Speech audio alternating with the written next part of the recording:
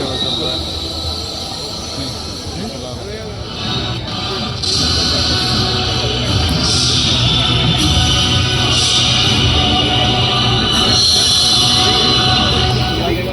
जंजीरों में जट रहे हिंदुस्तान की कहानी आज आप सबको 1857 से 1947 तक की इस गदर की कहानी सुनानी पड़ेगी। इस देश को आजाद कराने के लिए 1 लाख लोगों ने अपनी जान की कुर्बानी दी। इस गदर का आगाज किसी छावनी में नहीं हुआ।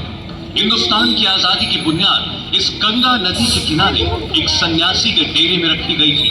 जिस दिन पहली बार रानी लक्ष्मीबाई, तात्या टोपे और नाना साहेब ने अंग्रेजों की हार की मन्नत गंगा मैया से मांगी, उस दिन सिर्फ एक चिंगारी जली।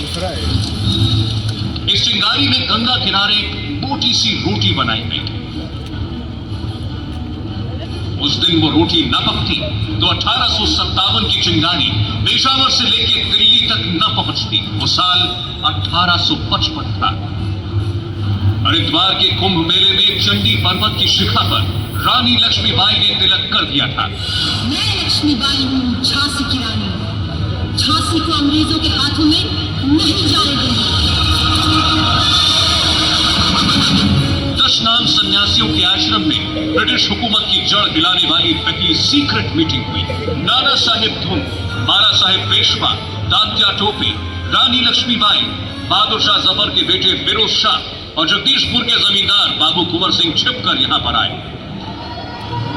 गंगा की सौगंध खाकर और 10 बाबा स्वामी पूर्णानंद को साक्षी मानकर एक नारा दिया गया, मारो फिरंगी को। एक कोड वर्ड तैयार हुआ। सैनिकों में गुप्त संदेश पहुंचाने के लिए कमल का फूल और आम जनता के मन में आजादी की आग लगाने के लिए रोटी को हथियार बनाया गया। गदर की तारीख तय हुई 10 मई 1857। रोटियां और कमल का फूल रोहिलखंड और अवध के घर घर में पहुंचने लगे। 2 साल में बुंदेलखंड और मेरठ से होते हुए क्रांतिकारी रोटी दिल्ली आ गई थी। एक कमल का फूल बंगाल के बैरकपुर की छावनी में सिपाही मंगल पांडे के पास भी पहुंच चुका था। क्रांति की तय तारीख से 42 दिन पहले ही गदर की शुरुआत एक बंदूक और एक गोली से हुई। वो थी एनफील्ड बंदूक और वो गोली थी मंगल पांडे की। सिपाहियों को दी गई नई एनफील्ड बंदूक भरने के लिए कारतूस को दांतों से काटकर खोलना पड़ता था। कारतूस का कवर चर्बी का बना हुआ था। जोर की अफवाह फैली कि कारतूस में लगी हुई चर्बी सुअर और गाय के मांस से बनाई गई है। लोग जो ये नई कारतूस अपने दांतों से तोड़ते हो तो गाय के मांस की बनी हुई है। ये हिंदू और मुसलमान सिपाहियों की धार्मिक भावनाओं के विरुद्ध था। सिपाहियों ने यह कारतूस चलाने से साफ इनकार कर दिया। उस वक्त अंग्रेजी सेना के चीफ जॉर्ज एंसन ने कहा, दांत से कारतूस काटो वरना 4 उंगली ऊपर सर में गोली खाओ। इसी के बाद चली वो गोली। 29 मार्च 1857 को 34वीं नेटिव इन्फेंट्री के सिपाही मंगल पांडे ने बैरकपुर छावनी के परेड मैदान में रेजिमेंट के अफसर लेफ्टिनेंट बाग पर हमला करके उसे जख्मी कर दिया। जनरल जॉन ने जमादार ईश्वर प्रसाद को मंगल पांडे को गिरफ्तार करने का हुक्म दिया, लेकिन जमादार ने इनकार कर दिया। एक सिपाही शेख पलटू को छोड़कर सारी रेजिमेंट मंगल पांडे के साथ आ गई। मंगल पांडे ने अपने साथियों को खुलेआम विद्रोह करने के लिए कहा, पर कोई अंग्रेजों से टक्कर लेने के लिए तैयार नहीं था। इसके बाद हताश मंगल पांडे ने अपनी ही बंदूक से खुदकुशी करने की कोशिश की, लेकिन वो बच गए। 6 अप्रैल 1857 को मंगल पांडे का कोर्ट मार्शल किया गया और 8 अप्रैल को मंगल पांडे को बैरकपुर में फांसी दे दी गई। 9 मई को मेरठ में एक रेजिमेंट के 85 सिपाहियों ने चर्बी लगी कारतूस को हाथ लगाने से इनकार कर दिया और 10 मई 1857 को शुरू हुआ गदर। 10 अप्रैल को घुड़सवार दस्ते के सेना नायक लेफ्टिनेंट कर्नल जॉर्ज कार्मिशेल स्मिथ ने 90 हिंदुस्तानी सिपाहियों को परेड करने और गोलीबारी का अभ्यास करने को कहा। 90 में से 85 सिपाहियों ने चर्बी वाले कारतूस को चलाने से मना कर दिया। 9 मई को इन सभी 85 सिपाहियों को कोर्ट मार्शल कर दिया गया। बंदी सिपाहियों की वर्दी खुलवा ली गई, बेड़ियों में बांधकर इनकी परेड कराई गई। 10 मई 1857 अगला दिन रविवार था। भारतीय सिपाहियों ने 3 बंगाल लाइट कैवलरी के नेतृत्व में विद्रोह कर दिया।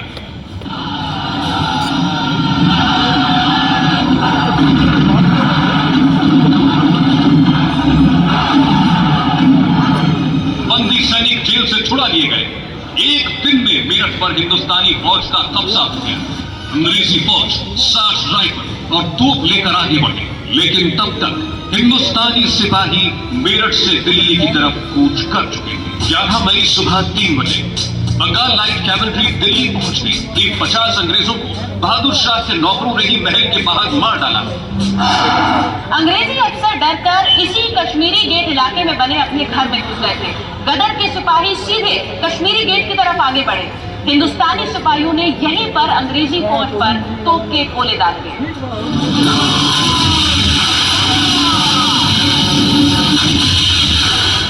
एक दिन की लड़ाई में ही कश्मीरी गेट से अंग्रेज भाग खड़े हुए थे। यहाँ की जमीन अंग्रेजों के खून से लाल हो गई थी। दोपहर में दिल्ली ने एक भयानक धमाका सुना। हिंदुस्तानी सिपाही अंग्रेजों के गोले बारूद के अड्डे पर कब्जा न कर ले, इसलिए अंग्रेजों ने ही अपने गोले बारूद में आग लगा दी। अंग्रेज दिल्ली छोड़कर करनाल की तरफ भागने लगे। अगले दिन 12 मई को बहादुर शाह ने कई सालों बाद अपना पहला दरबार यहाँ लाल किले में लगाया। बादशाह हिंदुस्तान के तौर पर बहादुर शाह जफर की ताजपोशी हुई। 13 से 31 मई के बीच फिरोजपुर, मुजफ्फरनगर, अलीगढ़, इटावा, मैनपुरी, रुड़की, एटा, नजीराबाद, मथुरा, लखनऊ, बरेली और शाहजहांपुर में विद्रोह की आग भड़क चुकी थी। 7 और 8 जून को झांसी में रानी लक्ष्मीबाई पूरे 48 घंटे तक लड़ती रही। इसके बाद अंग्रेज भाग गए। झांसी पर लक्ष्मीबाई ने झंडा फहरा दिया। 14 सितंबर को एक बार फिर कश्मीरी गेट पर खून बहा। इस बार हिंदुस्तानी सिपाही शहीद हुए थे। अंग्रेजी फौज अपने साथ तोप लेकर आई और सुबह सुबह सोते हुए सिपाहियों पर ही गोले दाग दिए।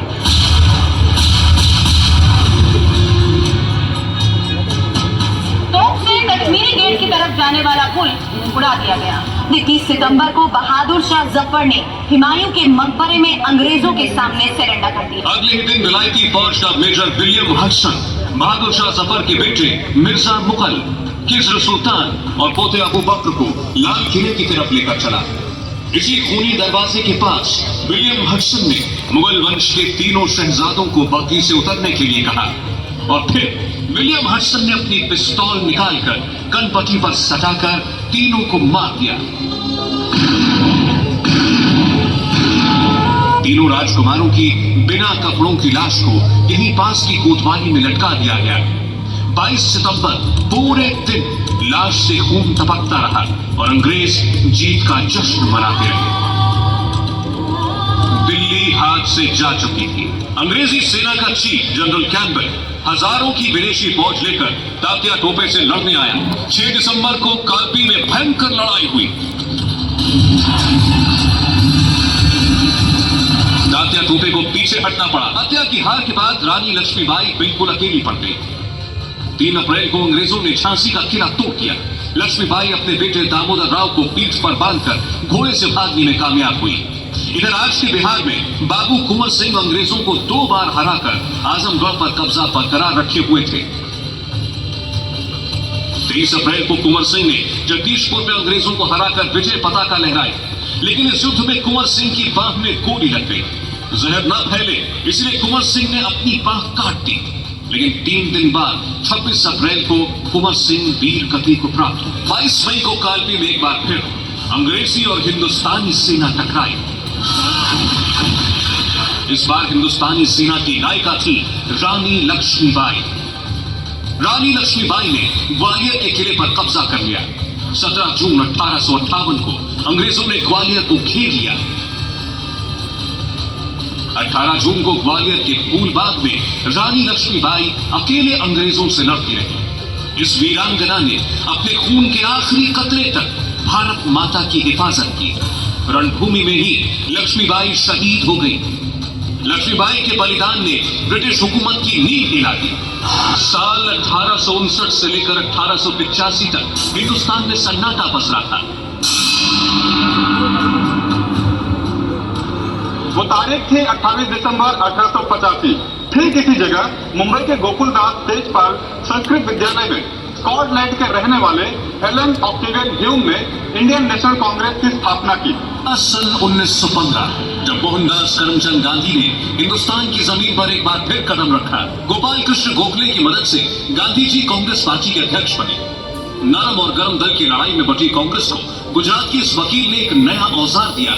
सत्याग्रह। गांधी जी के नेतृत्व में बिहार के चंपारण जिले में सन 1918 और 1919 में पहला सत्याग्रह आंदोलन हुआ।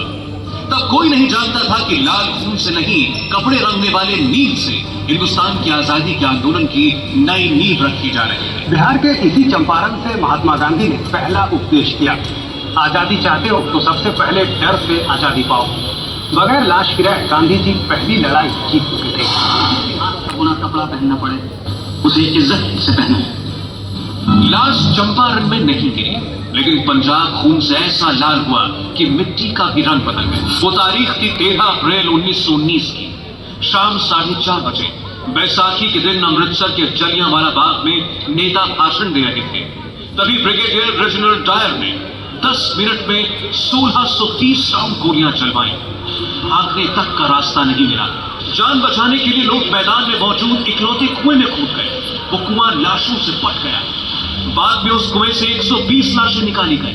अंग्रेजी सरकार के आंकड़ों के मुताबिक यहाँ 379 लोग शहीद हो गए। इस हत्याकांड ने 12 साल के एक बच्चे के दिमाग में क्रांति की चिंगारी जला दी। वो 12 मील भागता हुआ जलियांवाला बाग आया। वो बच्चा था भगत सिंह। एक तरफ देश जलियांवाला बाग की आग में झुलस रहा था। भगत सिंह और चंद्रशेखर आजाद जैसे क्रांतिकारी बारूद से आजादी छीनने का रास्ता बना रहे थे। दूसरी तरफ गांधी जी ने असहयोग आंदोलन छेड़ा। इस आंदोलन का फॉर्मूला बहुत सीधा सा था, हिंसा का इस्तेमाल न करते हुए अंग्रेजी सामान और कपड़े जला। गांधी जी की अहिंसा के साथ साथ इंकलाब का नारा बुलंद हो रहा था। 4 फरवरी 1922 को क्रांतिकारियों ने अंग्रेजों की पुलिस चौकी जला दी। 22 पुलिस वाले जिंदा जल गए। गांधी जी के विचारों को जोर का झटका लगा। महात्मा ने असहयोग आंदोलन वापस ले लिया। 9 अगस्त 1925 को काकोरी के पास क्रांतिकारियों ने सरकारी खजाना लूटकर ब्रिटिश हुकूमत को हिला दिया। अंग्रेज क्रांतिकारियों को फांसी पर चढ़ाते गए, लेकिन चंद्रशेखर आजाद और भगत सिंह जैसे क्रांतिकारी अंग्रेजों के खिलाफ हथियारबंद आंदोलन को आगे बढ़ाते रहे। इस बीच साइमन कमीशन का विरोध कर रहे गरम दल के नेता लाला लाजपत राय को पुलिस ने लाठियों से मारा। इस हमले ने भगत सिंह के सब्र का बांध तोड़ दिया और राजगुरु के साथ मिलकर उन्होंने लाहौर के सहायक पुलिस अधीक्षक जेपी सैंडर्स को मार डाला। इसके बाद भगत सिंह ने तय किया अब वो सो रही अंग्रेज सरकार को बम से जगाएंगे। इसके लिए बटुकेश्वर दत्त के साथ मिलकर उन्होंने नई दिल्ली के सेंट्रल असेंबली में 8 अप्रैल 1929 को बम फेंक दिया। बम फेंकने के बाद भगत सिंह ने गिरफ्तारी की थी। पंजाब में भगत सिंह जेल के अंदर आंदोलन कर रहे थे। इनकलाब एक लड़ाई है जुल्म और नाइंसाफी के खिलाफ। इनकलाब एक हथियार है आदमी पर आदमी का शोषण रोकने के लिए। इनकलाब एक ऐलान है देश के नौजवानों को एकजुट करने के लिए। उत्तर बंगाल में एक नया शेर पूरी आजादी की मांग कर रहा था। उनका नाम था सुभाष चंद्र बोस। 1928 के कोलकाता कांग्रेस अधिवेशन से ही सुभाष बाबू और गांधी जी में मतभेद हो गया। 26 जनवरी 1931 के दिन कोलकाता में सुभाष चंद्र बोस विशाल मोर्चे का नेतृत्व कर रहे थे। पुलिस ने लाठी चलाकर उन्हें घायल कर दिया। सुभाष बाबू जेल में थे तब गांधी जी ने अंग्रेज सरकार से समझौता किया और सब कैदियों को छोड़ दिया गया। लेकिन भगत सिंह के रिहा नहीं होने पर सुभाष बाबू ने गांधी जी से अंग्रेज सरकार के खिलाफ समझौता तोड़ने के लिए कहा। 20 मार्च 1931 को शाम करीब 7:33 पर भगत सिंह और उनके 2 साथियों सुखदेव और राजगुरु को फांसी दी गई। बंटवारे का बीज तो मुंबई में भी फूट रहा था। मुस्लिम लीग देश को बांटने का फॉर्मूला ढूंढ रही थी और हिंदुस्तान में आया जिन्ना। पाकिस्तान का नाम सबसे पहले ब्रिटेन में चौधरी रहमत अली ने लिया था। जिन्ना के इसी दोस्त ने भारत के पश्चिमी हिस्से के 5 राज्यों को जोड़कर पाकिस्तान का खाता बना। 28 जनवरी 1933 को छपे रहमत अली के पर्चे now or never, are we to live or perish forever में पाकिस्तान का नाम मिलता है। 1939 में दुनिया बदल रही थी। द्वितीय विश्व युद्ध शुरू हो चुका था। गांधी जी ब्रिटेन के समर्थन में खड़े थे, लेकिन नेताजी सुभाष चंद्र बोस ने इटली में मुसोलिनी और जर्मनी में हिटलर से मुलाकात। अंग्रेजों को नेताजी के प्लान का अंदाजा लग चुका था। सुभाष चंद्र बोस को उनके घर में नजरबंद कर दिया गया। उधर नेताजी बंद कमरे में स्वतंत्र भारत का सपना देख रहे थे। इधर जिन्ना का भारत बाटो प्लान तैयार था। 1940 के लाहौर अधिवेशन में जिन्ना ने प्रस्ताव पारित कर कहा कि मुस्लिम लीग का मकसद पाकिस्तान का जन्म है। गांधी जी ने मुंबई में जिन्ना से 14 बार बातचीत की, लेकिन जिन्ना जिद पर अड़े। साल 1942 में पूरे देश में शुरू हो गया भारत छोड़ो आंदोलन। महात्मा गांधी ने नारा दिया, करो या मरो। एक दिन पहले 8 अगस्त 1942 को यहाँ कांग्रेस के मुंबई अधिवेशन में भारत छोड़ो आंदोलन का मसौदा पास हुआ। गांधी जी ने कहा था, यह आजादी की आखिरी लड़ाई है। अगर हम गिरफ्तार हो जाएं, तो भी ये लड़ाई नहीं रुकनी चाहिए। आज से हर हिंदुस्तानी अपना नेता खुद है और वो शांतिपूर्ण तरीके से अपने हिसाब से आजादी की लड़ाई लड़ेगा। अरुणा असफ अली ने गजब की हिम्मत दिखाई।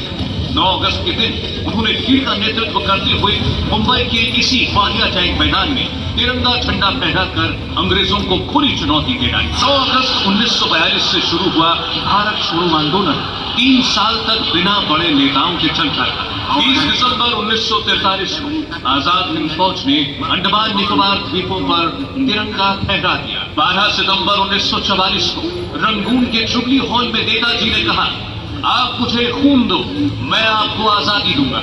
1945 में एटम बम गिरने के बाद जापान ने सरेंडर कर दिया। 16 अगस्त 1945 को नेताजी टोक्यो जा रहे थे। ताइवान के ऊपर नेताजी का विमान दुर्घटनाग्रस्त हो गया। हवाई दुर्घटना में नेताजी के मारे जाने की खबर आई। 1946 की गर्मियों में कैबिनेट मिशन भारत आया, जिसके बाद जिन्ना ने पाकिस्तान बनाने के लिए डायरेक्ट एक्शन डे का ऐलान कर दिया। 6 अगस्त 1946 के दिन कलकत्ता में खून बहा। फरवरी 1947 में लॉर्ड माउंटबेटन को वाइसरॉय बना दिया गया। इसके बाद ऐलान किया गया, देश का बंटवारा होगा। 14 अगस्त की आधी रात को हिंदुस्तान को काटकर पाकिस्तान बना दिया गया। जमीन पर बंटवारे की लकीर खींच दी गई, लेकिन इस आजादी ने कत्लेआम करवाया। 12.5 लाख लोग पाकिस्तान से जान बचाकर भारत आए। पूरी ट्रेन के अंदर लाशें ही लाशें। 1 लाख महिलाओं के साथ बलात्कार हुआ। करोड़ों रुपए की लूटपाट हुई। इंडियन कॉन्स्टिट्यूएंट असेंबली में जवाहरलाल नेहरू ने ट्रिस्ट विद डेस्टिनी नाम का वो ऐतिहासिक भाषण दिया। Long years ago, we made a tryst with destiny, and now the time comes when we shall redeem our pledge, not wholly or in full measure, but very substantially. Hindustan आजाद हो गया। 15 अगस्त की सुबह इसी लाल किले पर जवाहरलाल नेहरू ने तिरंगा फहराया।